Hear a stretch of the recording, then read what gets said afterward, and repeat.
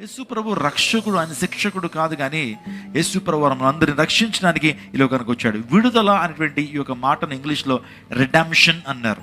విడుదల. మనిషి పాపం అనే కట్టల్లో మనిషి ఉన్నాడు. సో ఇప్పుడు దాని నుంచి విడుదల కావాలి, విడుదల చేసేటువంటి వారు కావాలి. పాపం అనే దాస్యతలో మనం ఉన్నాం. సాతాను యొక్క కాడి కింద మనం ఉన్నాం. సాతాను మనందరినీ బంధించుంచేసాడు. ఆ బంధకాలను విడిపించడానికి యేసుక్రీస్తు ప్రభు వారు తన స్వరక్తం ఇచ్చి మనల్ని కొన్నాడు. ఆ బానిసత్వం నుంచి కొని మనకు విడుదలనిచ్చాడు. అందుని బట్టే యేసుక్రీస్తు ప్రభు వారు మనకు స్వాతంత్రాన్ని అనుగ్రహించాడు.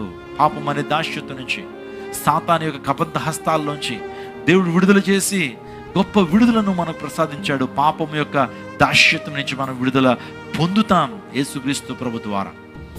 పాపము నిజంగా త్రివిధ కాలాల్లో కూడా పనిచేస్తుందండి. ఒకటి ఏంటంటే పాప బంధకాలు. ఈరోజు అనేక మంది పాప బంధకాలతో బంధించబడి ఉన్నారు. ఏదో రకమైనటువంటి పాపం, ఏదో రకమైన అవిధేయత, ఏదో రకమైనటువంటి వ్యసనం మనిషి జీవితంలో ఏర్పడి చేస్తూ ఉంది. ఆ వ్యసనం నుంచి విడుదల చేయడానికి ప్రభు యేసుక్రీస్తు ప్రభువారు హీ పేడ్ ద పెనాల్టీ.